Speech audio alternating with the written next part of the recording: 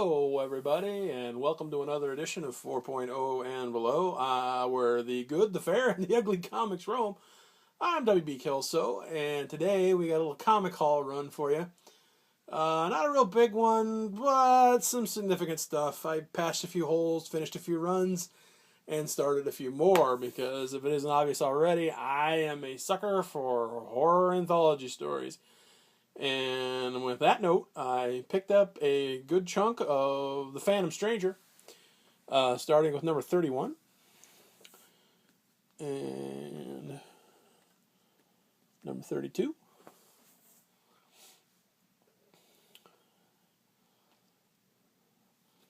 And number 33.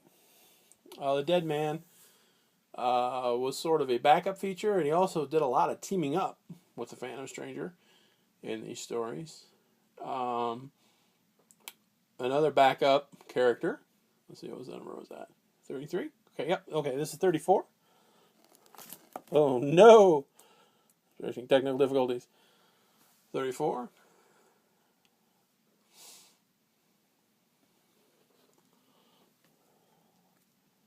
Issue 35.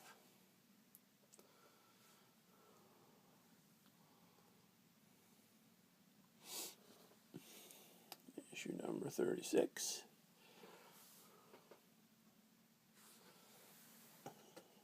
Okay.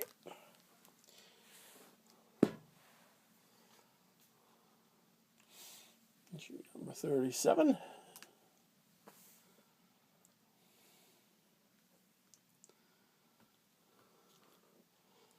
Issue number 38. These are all in pretty good conditions. This is probably the worst. You can see there's a big old crease down there, but hey, you gonna do? I'll see. And then issue number 39.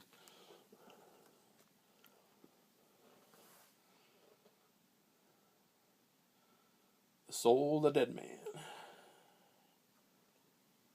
Let's see. Issue number 40. Ghost Dark, Dead Man. Can't save him. He's only a ghost. And issue number 41, which I believe was the last issue of The Phantom Stranger. So, yeah, I'm going to work hard to get that piece together, because I found these sort of in a local stash and really enjoyed them. And, oh, yeah, we're talking, second backup feature was the Black Orchid. And I really enjoyed those. And I enjoyed them so much that I went online and, if I can find them, there we go, okay, and found her origin, or not really her origin, but her first appearance, how's that, in Adventure Comics number 428, and her second appearance in number 429, and third appearance in 430. And then after that, she spun off into the Phantom Stranger books. I know I have a vague recollection. I got it here somewhere. When Neil Gaiman sort of finally gave the character her official origin and made her part of the Green. After reading this stuff, it works. Whatever, yeah. Like I said, there was a sort of a mystery to it. You never really knew who really was the Black Orchid, and. But yeah, no, I really dug it. It was highly enjoyed. I enjoyed the hell out of those Phantom Stranger stories too. So we're definitely going to find more of those. Okay, what's next? Okay, yeah, I alluded this into the last, the Chamber of Shadows. Chamber of Darkness. Sorry, Chamber of Darkness. This that I finished up, I got Tower of Shadows number 3.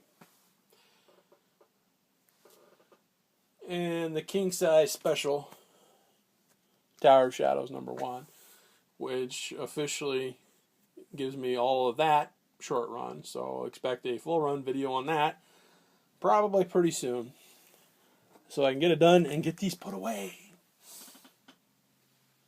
Okay. And also picked up an Amazing Adventures number 10. Kind of a funky Magneto helmet there, but I can dig it.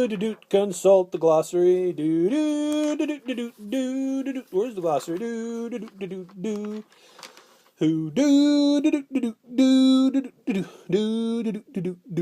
Where's that? It is on page 28. What page is this? I know the suspense is killing you. I went too far. Let's go back. I'll read the pages. The pages are very, very fragile. There it is. Okay. Now, the reason I bought this is because it contains the story The Beast from 20,000 Fathoms by Ray Bradbury. It was originally published as The Foghorn.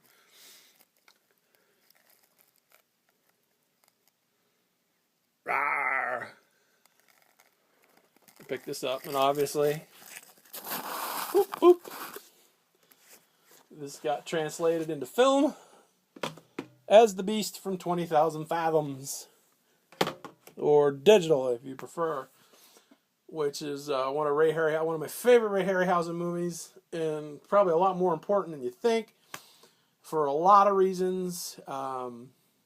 It started out as an independent production, and they sold it to Warner's and made a shit ton of money, which sort of set a pattern where then suddenly you had a million wannabe filmmakers springing up in Hollywood making these glorious B-movie, horror movie, monster movies and trying to find the same distribution deal. And, also don't forget this film, when you combine it with King Kong, inspired Tanaka and Toho to make Godzilla. And for that, I will always be eternally grateful. And I think it was like halfway through production because Harryhausen and Ray Bradbury were good friends. And I think Harryhausen was like starting, and Bradbury came to visit or something, and saw he was like shooting the scene where the beast was attacking a lighthouse, and Bradbury's like, well, that looks kind of familiar. And so the producers quickly scrambled and bought the rights to the story so they wouldn't get any illegal hassles later. I don't think there would have been, like I said, I think Bradbury and Harryhausen were buddy-buddy. But they made it right, and it resulted in a pretty good film. And so yeah, I bought that, and that's something else that I try to collect. First appearances of famous tales and science fiction tales. Maybe I'll showcase some of those later too. And that'll do it for this haul video. Thanks for sticking with me. And like I said, I think we'll probably do a full run on that Tower of Shadows next. Maybe I bought a bunch more stuff. Got some bonus money coming. Not bonus money, but I had a lot of overtime covering. But anyway, that's neither here nor there. So that'll wrap it up for this episode. Thanks for tuning in. WB Kelso reminding you to never, ever be embarrassed about what you can afford comic book-wise. And man, whatever turns you crank. Read them, enjoy them, love them. And until next time, we'll catch you later. Bye-bye.